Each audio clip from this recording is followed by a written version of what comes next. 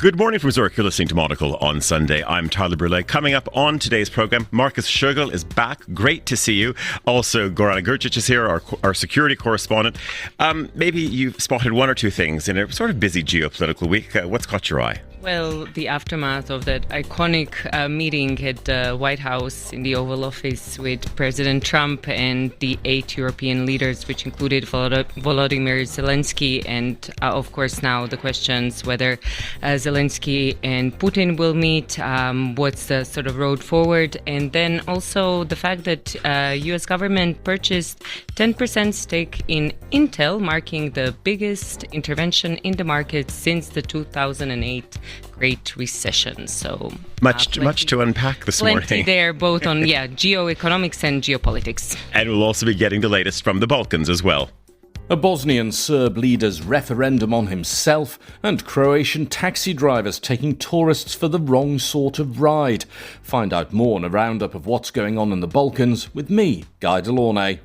Who'll be joining us from London. It's the 24th of August, 2025. Live from Zurich, this is Monocle on Sunday. Live from Zurich, this is Monocle on Sunday with Tyler Brûlé. And good morning from a gloriously sunny, almost end of summer Sunday here in Zurich. It is absolutely beautiful. Bit of a change of format today as well. Let's kick things off with the news. Emma Nelson is here. Good morning. Thank you very much indeed, Tyler. Reports suggest that the Pentagon has been quietly blocking Ukraine from using US-made long-range weapons to strike targets inside Russia. The Wall Street Journal reports that the US has limited Ukraine from using army tactical missile systems in its defence against Moscow's invasion. Bloomberg says it's working to resolve the situation of a correspondent in Hong Kong whose visa renewal application has been turned down by local authorities. The Hong Kong Foreign Correspondents Club said no explanation was given as to why the extension of the visa of Bloomberg journalist Rebecca Chung Wilkins was declined.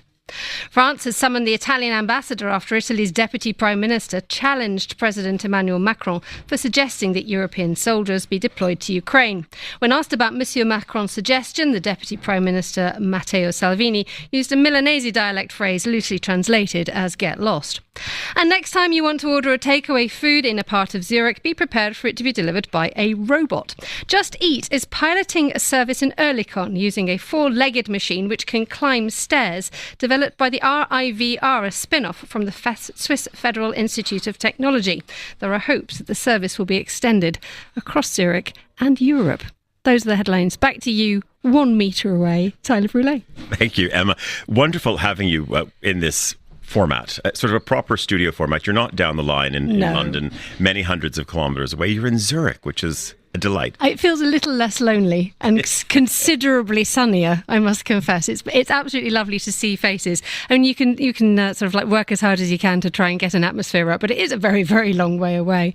But I escaped Zurich this week. I actually fled. I went up the mountains to check on the Monocle outpost up in Wengen. Oh, you did? So I've had it. It's glorious up there, and the shop is looking beautiful in the smoking room of the Grand Hotel Belvedere. We like that.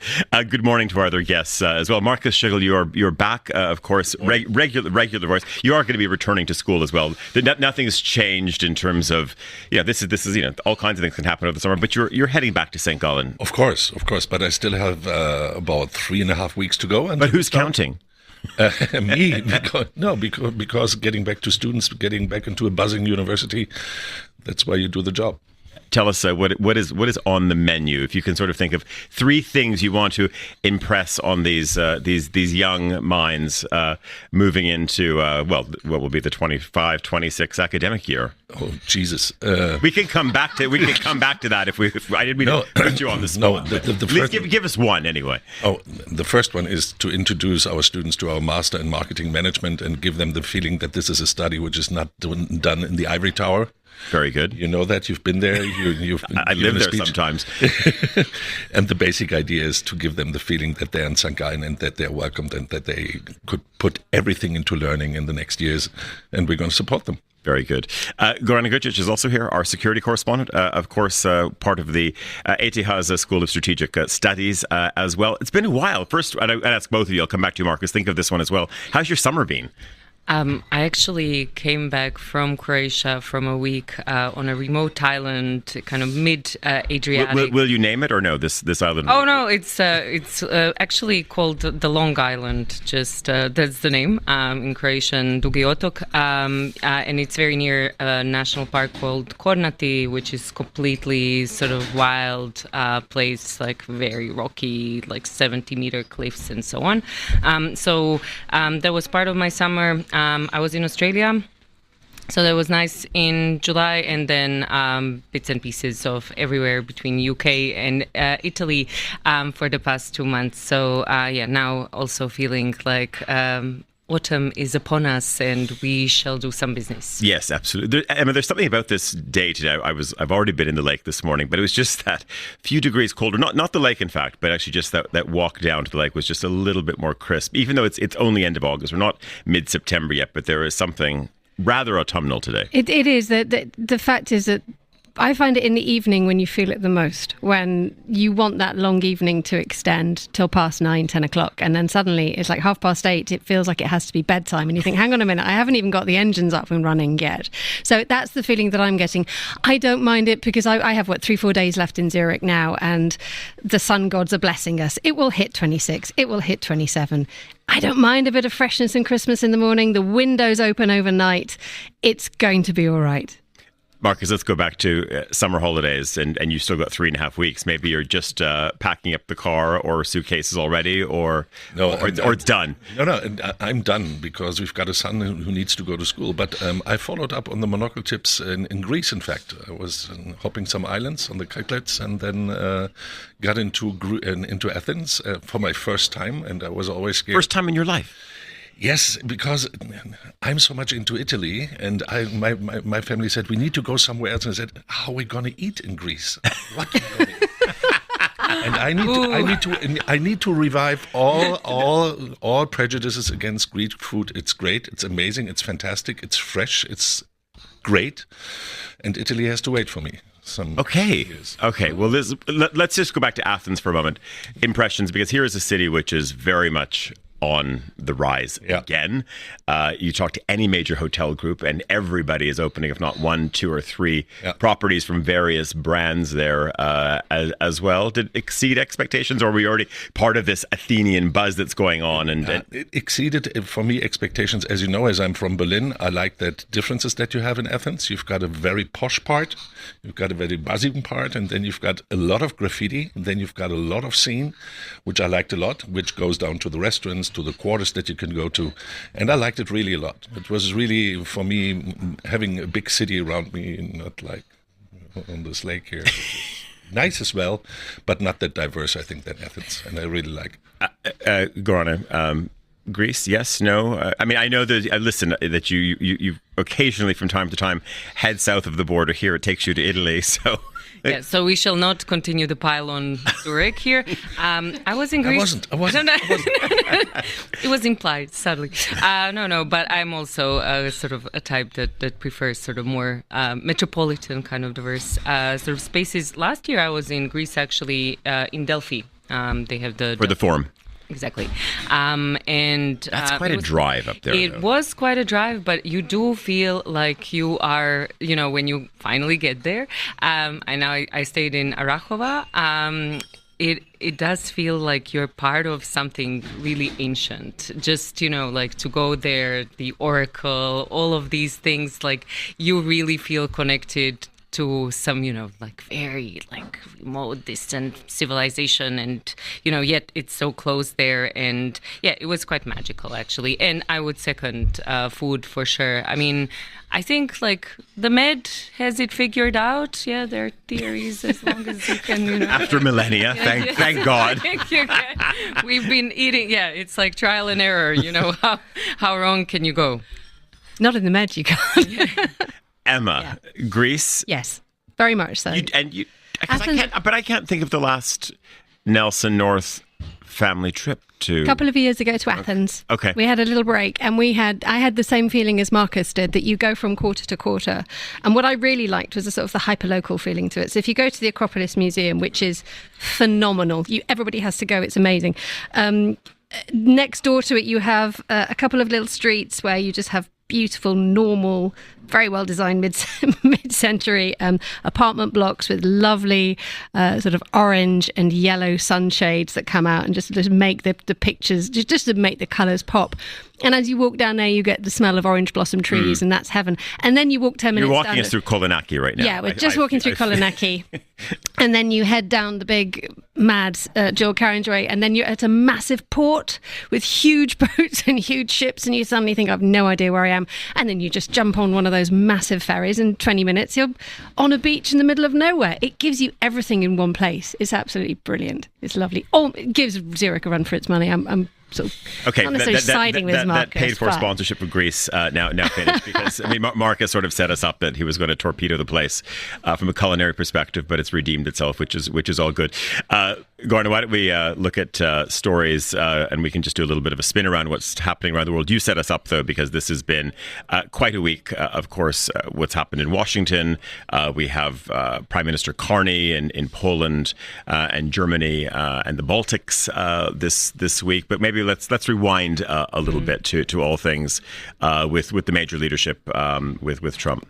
So radio is probably not the best medium for this, because we would need two photos that I would juxtapose here, which is, if we recall, in President Trump's first administration, there was that famous photo of Angela Merkel towering over Trump with Shinzo Abe on one side. I think Justin Trudeau might have been somewhere also in the background.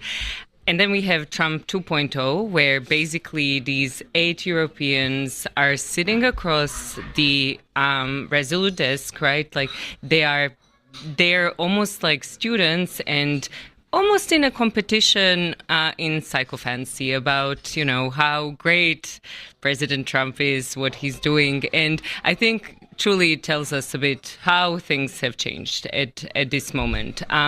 Then we zoom into what this means for the ongoing negotiations, the peace process that hopefully will lead somewhere between Russia and Ukraine. And we at the moment see that there is a buzz of activity.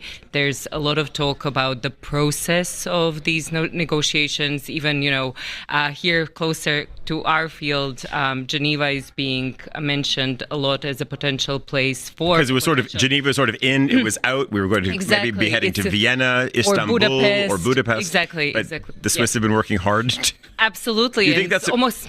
Is that a redemption moment as well, do you think? Well, it is being all expenses paid summit. Yeah, and then can you please do away with the 39%? It's being tied like that, and we've seen that also in some of the Swiss papers as well that have been covering the story. So we basically now are focusing a lot on the sort of process and mechanics, but I think substantively not a lot has changed, and this is making me very pessimistic about the prospect of getting to a durable ceasefire first, right, before we have any sort of settlement. And why is that so? Primarily because Russia hasn't given up on the maximalist demands that it has, one, and two, to me, at the moment, it's not clear that Donald Trump, who has basically inserted himself now as this sort of the key force behind all of this, he's not willing to put more pressure on Russia, right? And this was something that was clear already a day after the Anchorage summit, when he basically came out and said, we are actually now going to talk about the territorial deal, right? We are not sequencing this towards a ceasefire and so on.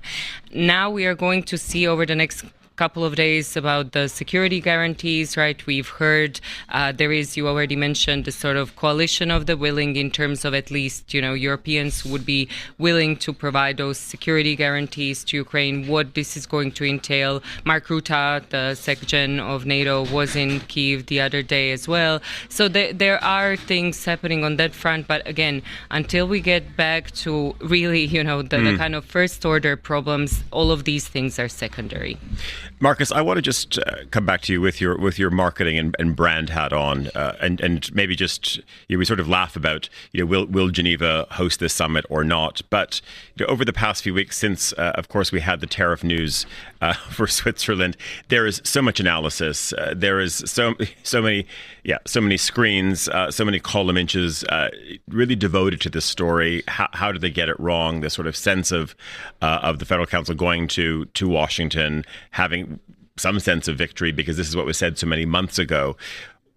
How's brand Switzerland feeling for you right now? Because we should be moving into the time of year.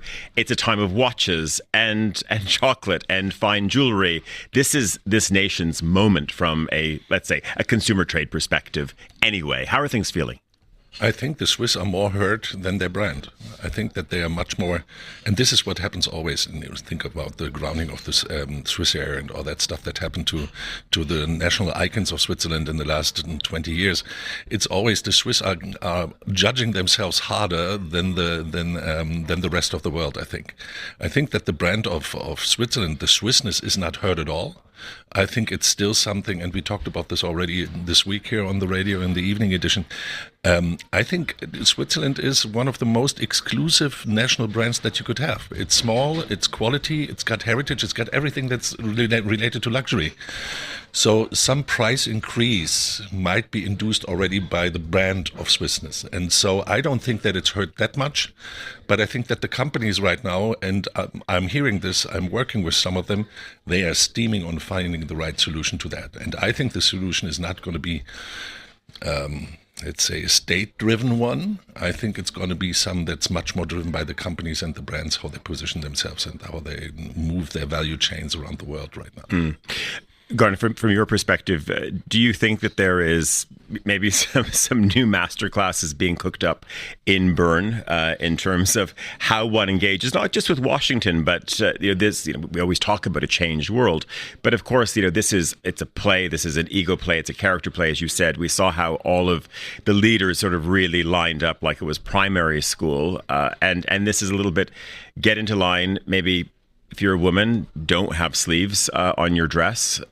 You might want to actually invest in some extra bouncy locks before you go into meeting. I mean, this is all part of this is the MAGA world, and we see, of course, how this leadership surrounds itself, how it also staffs up the administration overall. I'm just wondering, from let's say a Swiss, anyone venturing to Washington, how one has to behave. Yeah, there are a lot of playbooks being written, and now the question is, how far do you go in that and not betray maybe your principles, keep your integrity, keep your sleeves on your dress. Yeah, don't be burdened by your principles. So it is hard for countries like Switzerland, I think, because I would say my impression is that a lot of the diplomacy that is conducted out of Bern is basically one that it has been used to a lot of sort of structured, scripted approach, right? It's not one that necessarily navigates easily in this sort of world where basically we have an administration that is an expert in performative uncertainty, right? A lot of what Trump does actually is to keep things uncertain. That's the point, right? And that goes to the whole story of tariffs as well.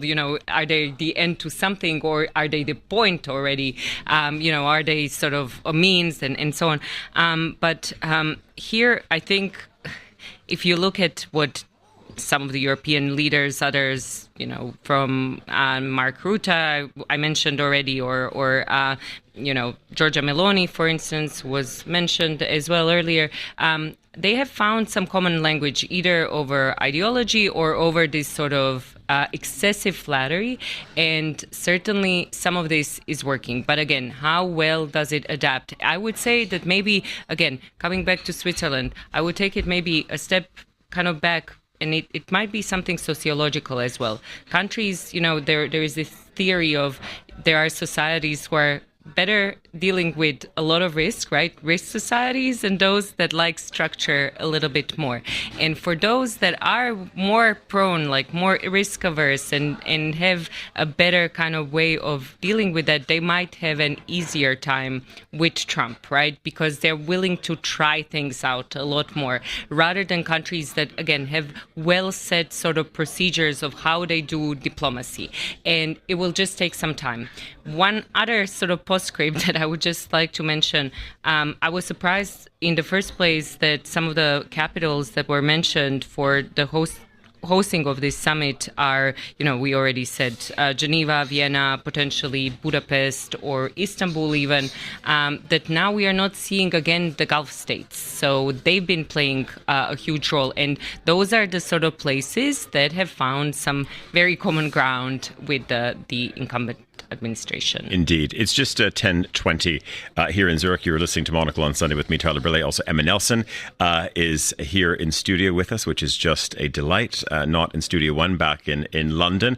But meanwhile, back in London, Emma, yes. Anything else that you've spotted story-wise? So it's August, which in theory is silly season, but that means that generally there can be, bar geopolitics, an absence of a big running news story. So this is normally when the asylum story absolutely dominates everything. And yesterday in the United Kingdom, there were a series of protests over the Labour government's policy to try and manage the number of people who are arriving in the United Kingdom on what's called the small boats.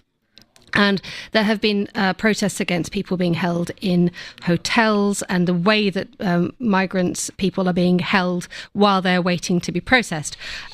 And the Times, the Telegraph, absolutely everywhere you look, it's being used as a sort of a tub to be thumped by various commentators. So if you look at the Sunday Times today, there is an argument saying that leaders in the UK must regain public trust by taking decisive action and accepting that international rules-based order no longer works. So it's that whole thing, let's push back against the people from other countries, let's push back against orders, create our own.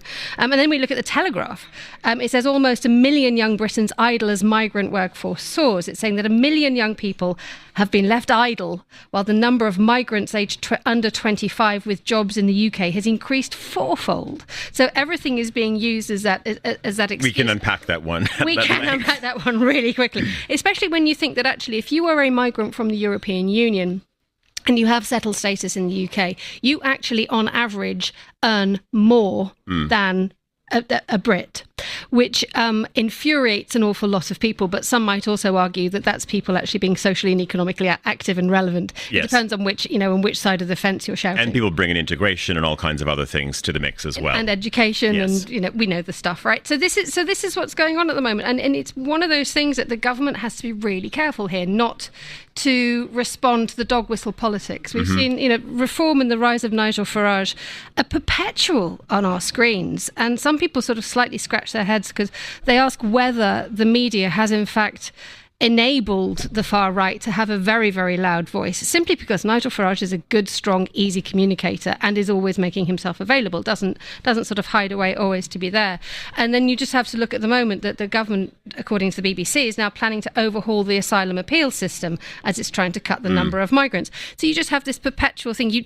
You don't know, or no one really knows, how big an issue migration is in the United Kingdom. It is just made to be an enormous thing at this time of year.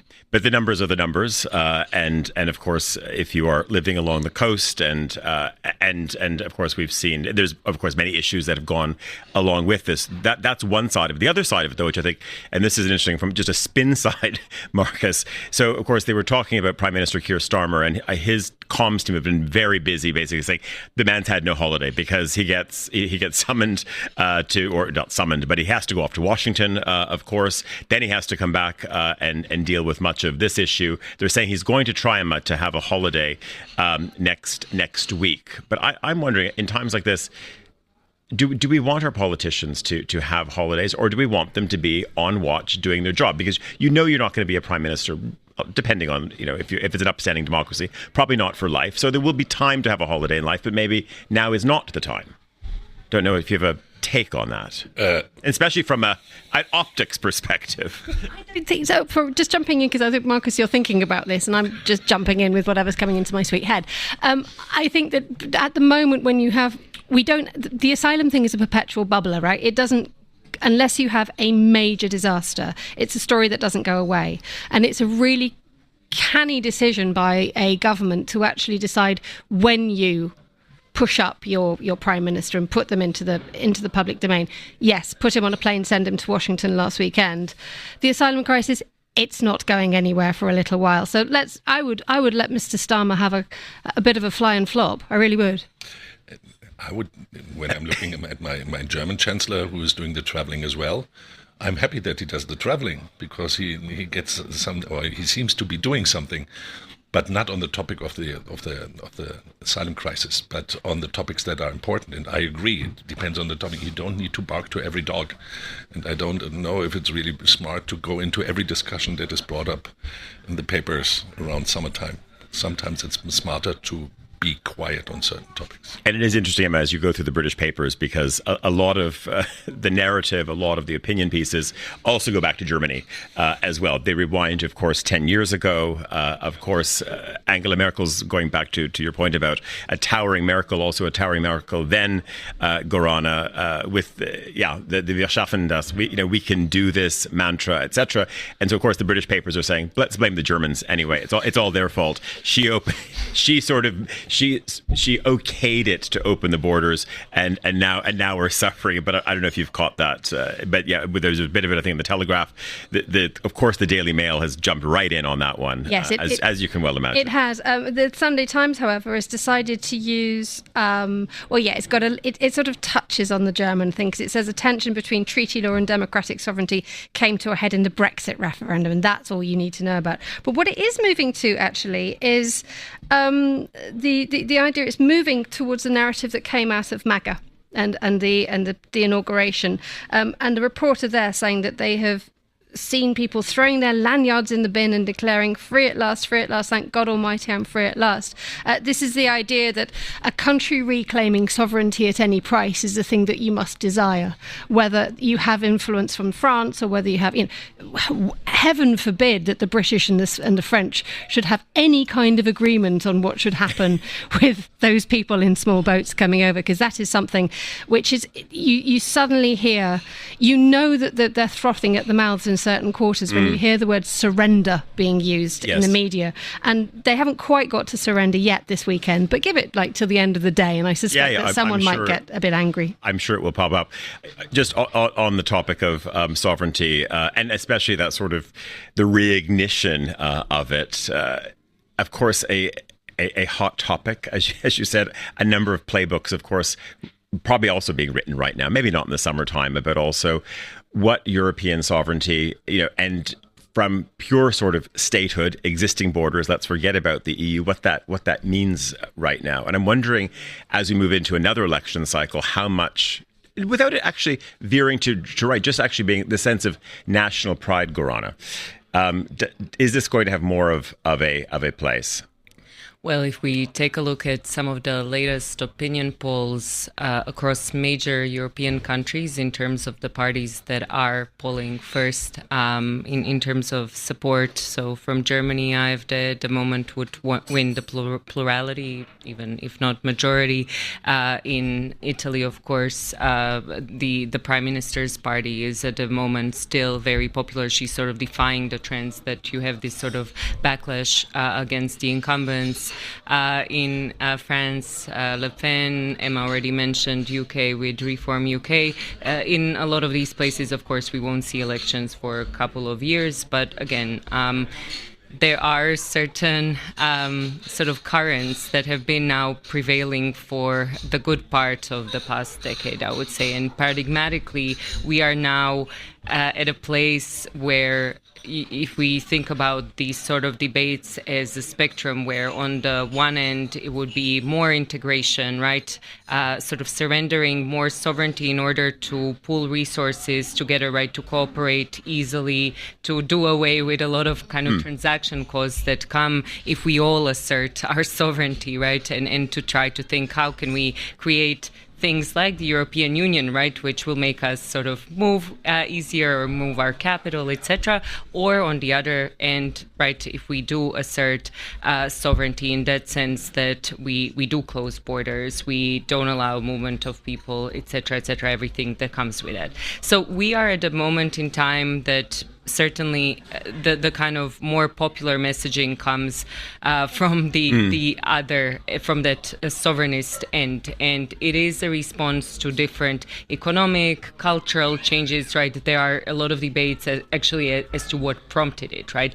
The kind of era of hyper-globalization definitely is behind us, but now what does this mean? Does it bring back really the nation state in all its glory, or does it create these types of, kind of islands of regionalism? Because for European Union, if it wants to be sovereign in that sense, it has to pick up its game really on things that really make you sovereign. And one of the critical things there is the sort of monopoly over the use of coercive means of kind of asserting that sovereignty, yes. Right? So basically being able to defend yourself, right? Being able to stand up for yourself. And that's something that is being negotiated at the moment. And I think that probably, there are a lot of debates where people are saying, no, the European Union is not going to make it through all of what is hitting it at the moment.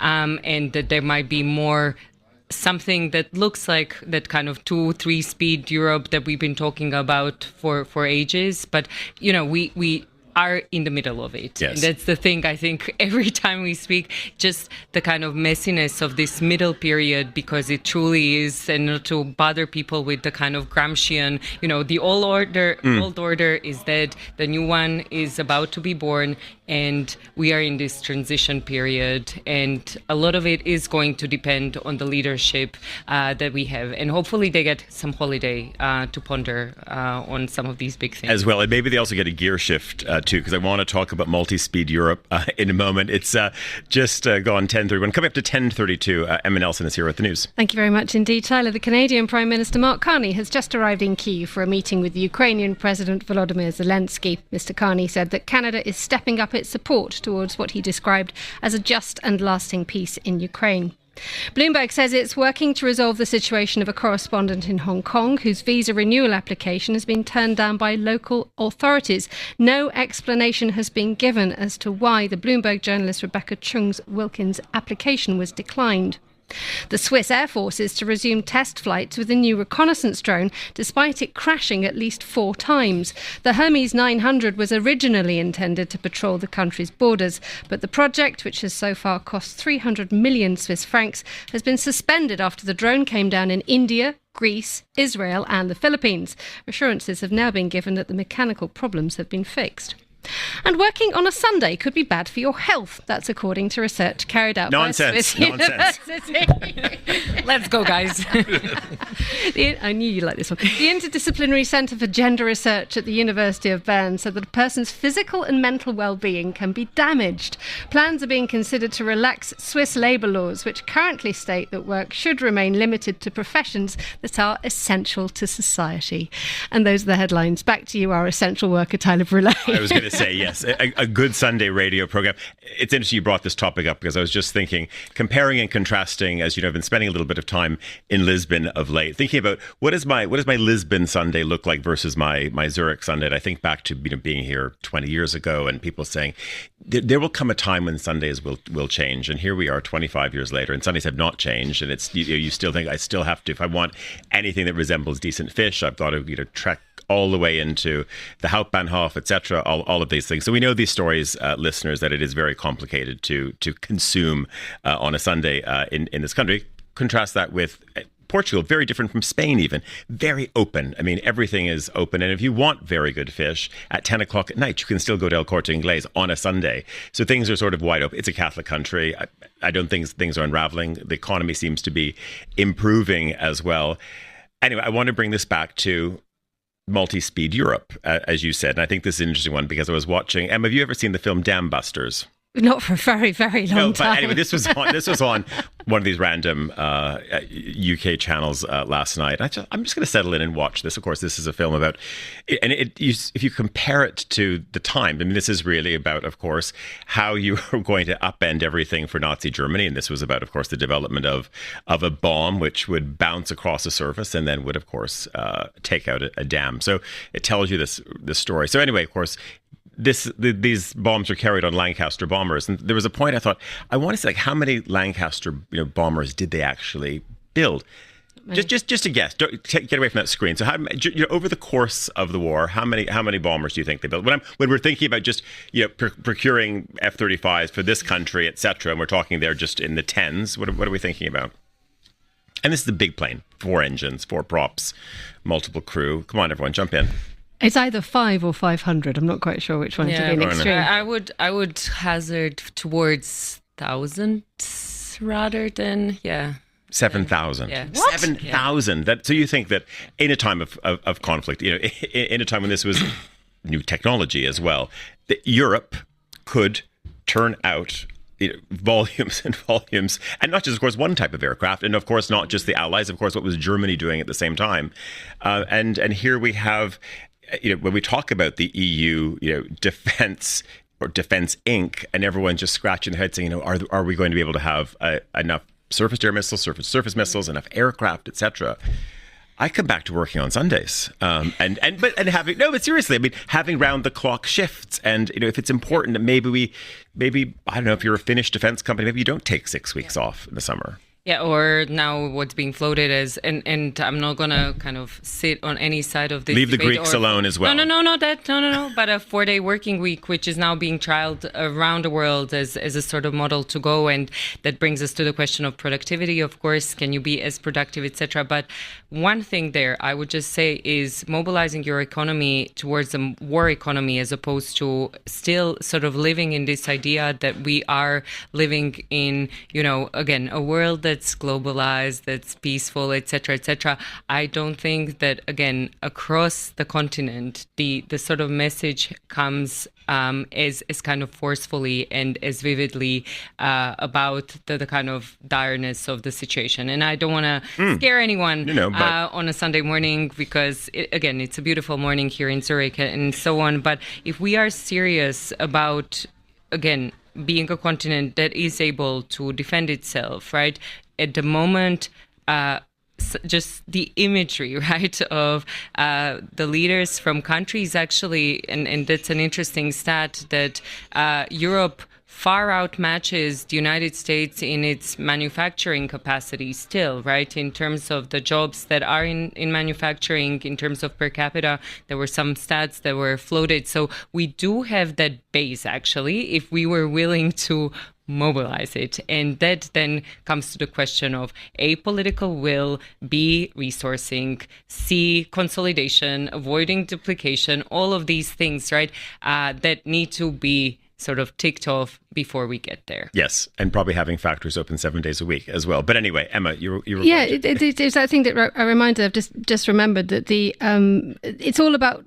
Also, as Gorana was saying, what is acceptable in 2025, as we do have to push towards more of a war footing if necessary, and that the French government asked Renault to start thinking about making drones in Ukraine. So, I mean, France is very much embracing this new idea that you pivot. If Renault is not making, if cars aren't the thing anymore, because we're all trying to struggle to make electric cars, we have to use our factories wisely.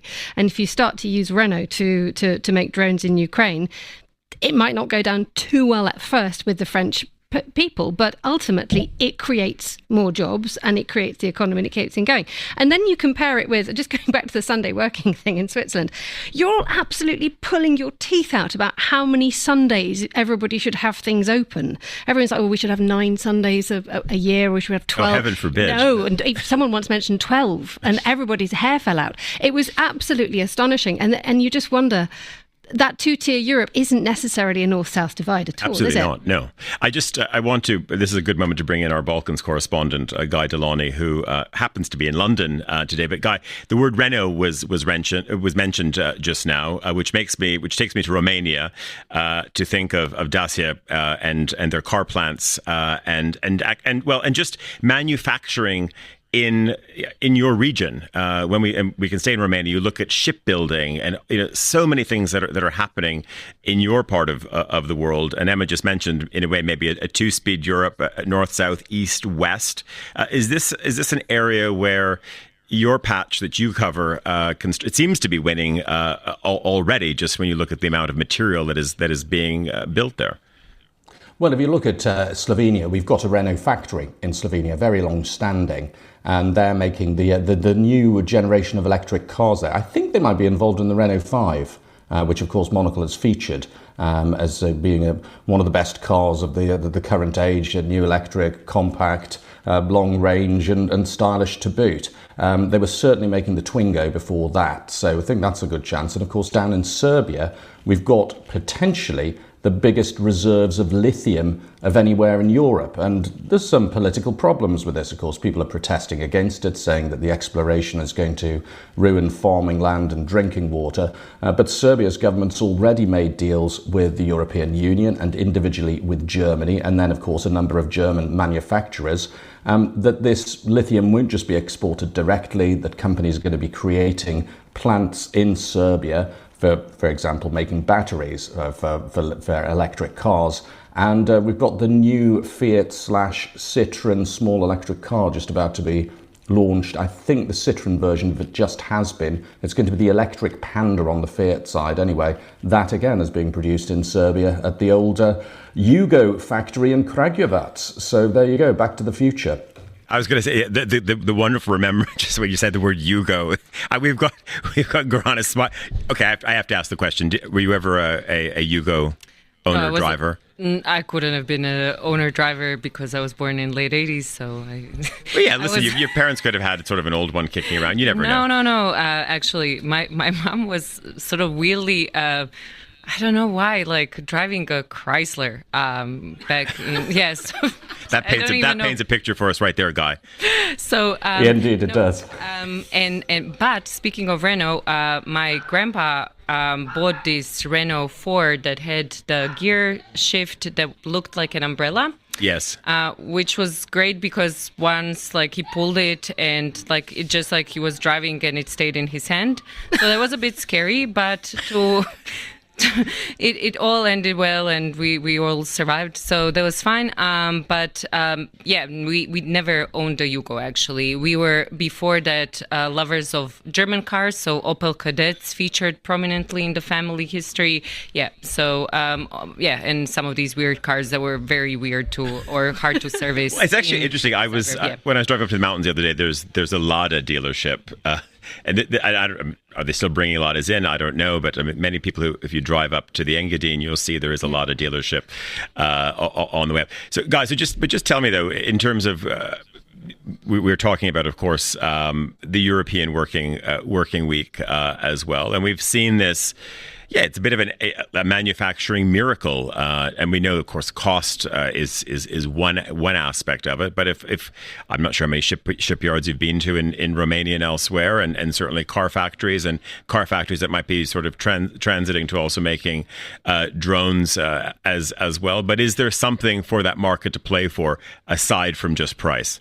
Yeah, we got pretty big arms industry in former Yugoslavia, Serbia in particular. Has got a very...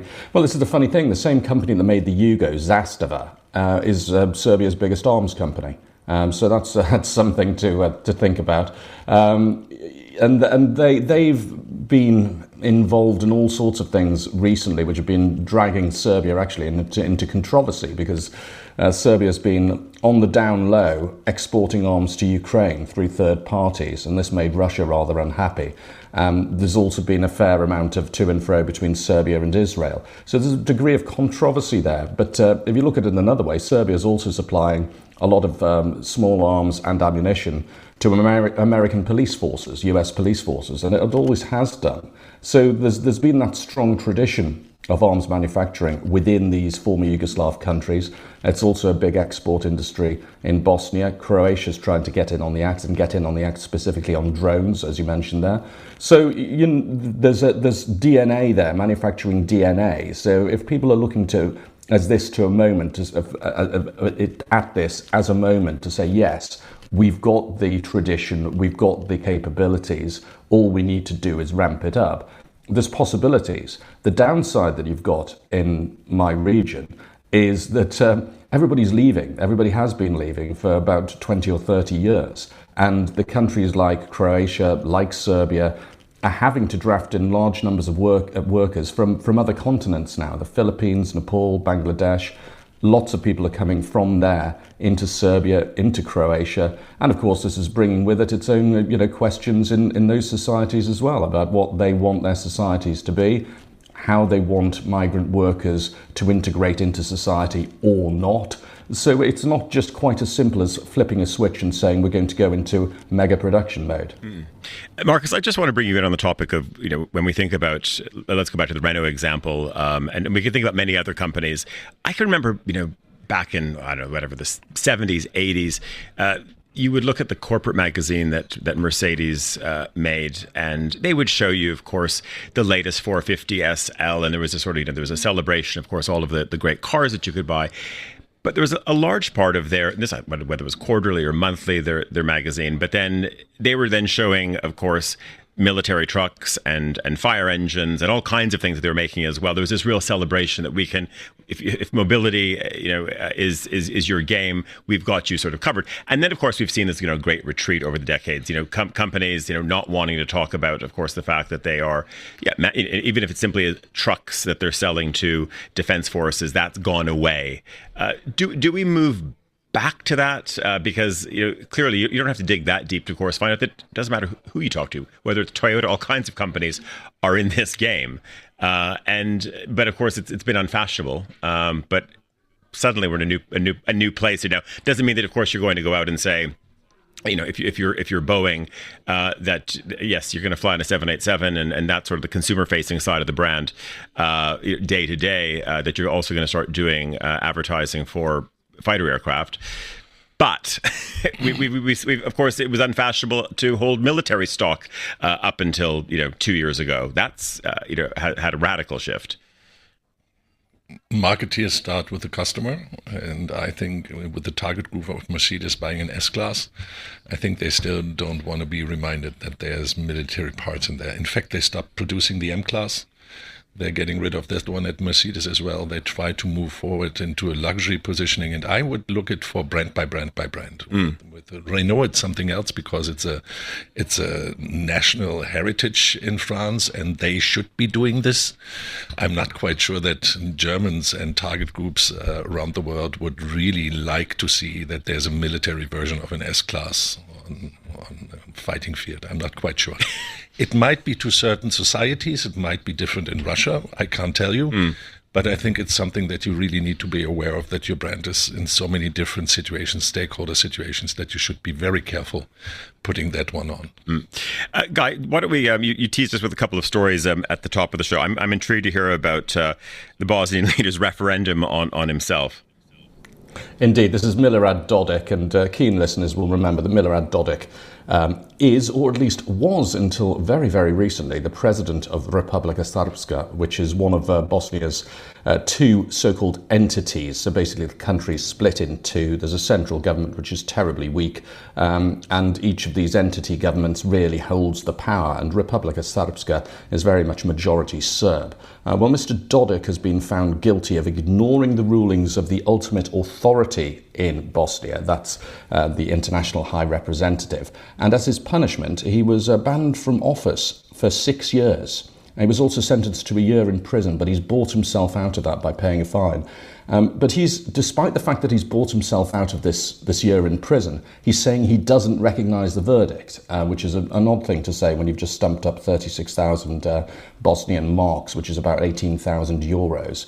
So he's wanting his cake and eating it, but he's now saying that he's not going to recognise this decision to strip him of his mandate as the president of Republika Srpska. Theoretically, there should be elections within 90 days, but he's saying instead of that, they're going to have a referendum, and that's going to be primarily a referendum on whether the people of the Republika Srpska want Milorad Dodik or not. I think he might be in for a nasty surprise, to tell you the truth. Okay, speaking of nasty surprises, you have a story about a poor Kiwi traveller in Croatia who got roundly ripped off. It's great that we've got Gorana as well to stick up for her people on this as one. So tell us what has been happening in Croatia with taxi drivers, Guy. Well, I wanted to highlight this because it sounded awfully familiar to me, because I got off the train at Zagreb. This is a little while ago. Here we go. Piling in on Croatia. I was running a bit late, and I wanted to get a taxi to my first. The train was running a bit late, and I wanted to get a taxi to my first appointment of the day. And the taxi driver outside the station said, "That'll be €50." At least they had the decency to say this to me in advance. But this is a fare which should have cost, frankly, not even €5. And I've had other instances of taximeters running suspiciously fast, particularly if you pick them up at the airport in Zagreb. But this one really does take the biscuit, the Anzac biscuit, because it was a Kiwi woman. And she got into a taxi in Zagreb, wanted again, I think, to go from some transport hub to somewhere else in the centre of the city, saw that the meter was running like the clappers. By the time she got out, it was €156 on the meter. She said, "Well, I haven't got that much cash." "No problem," says the driver, whips out a card reader. She, as you do, puts her card into the reader and taps in her PIN. And next thing she knows, she checks her statement. He's added a zero onto the end of this €156 egregious fare as it was. So she was ripped off to the tune of more than €1,500. And I say this not because it's exceptional, but because I think it's happening all the time. And it's not just happening in Zagreb. There are reports in the same week of it happening in Zadar on the Dalmatian coast. And frankly, from my personal experience, this seems to have changed. I can remember, not worrying at all about taking taxis in Zagreb. I'd be getting them around all the time when I've been doing my work there. But in the past couple of years, I've knocked it on the head because I just don't feel that I can trust them anymore. And I'll either walk, get a tram, or Uber is now available in Croatia. Or easier just to buy a second-hand Yugo and just sort of have waiting at the station. Gorana, did you any incidents on your recent trip? Fortunately not, but I think the allure and the smell of tourist euros is just for some people bringing out the worst sort of criminal proclivities, I guess. But I would say that there was a huge sort of media backlash against this particular taxi driver, because actually the whole story, I think it took about 2 months, if I'm not mistaken, to get... That's right. I mean, it's only just resolved in the past week. But, it's been making the news this week. Yes. But I think the tourist in question was there a couple of months ago, and they've been trying to get the money back from their credit card provider ever since. But the driver's kept the €156. He's only refunded the zero at the end, if you like. Yeah. Again, no defense for people like that, but I think again, there is this sort of thing that I have noticed, going back and forth, sort of over the past nearly 2 decades that I've lived outside of Croatia. So I'm part of that brain drain. I guess like compliment to myself too. Some brain aspects of brain, but. What is clear is that Croatia has moved fully into this rentier economy, tourism, all chips have been placed, or a lot of chips have been placed there. You've already talked a little bit about, just the kind of decline compared to previous sort of like industrial capabilities and so on that have to do with the fact that there is no availability of workforce, but also other things that have happened around 90s transition from, planned economy into more something that looks like a market economy and so on. So Croatia has leaned really into tourism, and now a lot of people who might not have the best intentions but have a lot of desire to get rich and get rich fast, right, have moved in. And I think Nothing better than a card reader and a gullible, potentially gullible Kiwi as well. But it is a problem because, we keep on recording now in Croatia, at least, record tourist seasons and so on. And so I think that these sort of cases then, before, while it might have happened, there were a couple of, the law of bigger numbers, right? Now they're, even in absolute terms, while it might have been in, kind of percentages, it might have been smaller or something. I don't have the stats, so I'm not going to kind of wager on that. But it strikes me that it is connected to the fact that there are just so many tourists and then so many opportunities for different types of tourist traps. Marcus, I want to go to a story. The opposite end of the spectrum from taxis and getting ripped off. But we are definitely in the world of four figures, if not five figures as well. And there was much made this week about the home carrier here, Swiss, launching its and really unveiling what its new first class is going to be at a time when many have been saying, do airlines need first class anymore? Because of course business class gets better and better, etc. What's the news on that story? Well, Swiss just revealed that they're going to do the first Grand Suite, which is the combination of two cabins that you can combine with the aisle in the middle for 30,000 euros. Francs, sorry. Oops. Which will take us where? That'll get you to New York for 30,000, probably. I would imagine it could take you to Bremen as well. I think. I don't know if the runway is long enough for a day 350 or a 777, but anyway. But I'm sure it is. But that's a Bremen problem. No, basically, what struck me so much is that they are communicating this at the end of the season, and they are communicating this like the new pillar class. It's like the S class for Mercedes. Sure. You try to bring in new service levels. You bring in, from my point of view, it's a reaction to the competition that they have from the private jets that are much more in favor right now than the first classes around the world. It's against the competition of the Diamond class. I think it's in Emirates, or you go to Singapore Airlines and you have got this major flats that you can fly in.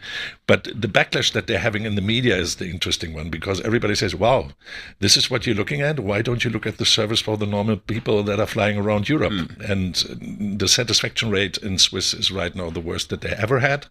So I don't know how this communication really plays into the branding that they're trying to unveil. And I think it's interesting that they're communicating it right now. And I'm sort of also that the aircraft. I mean, that people are not. You're right, about 6 months out. I mean, if it all goes to plan as well, that this they're going to do it in January. That these aircraft don't take off until the start of the new year.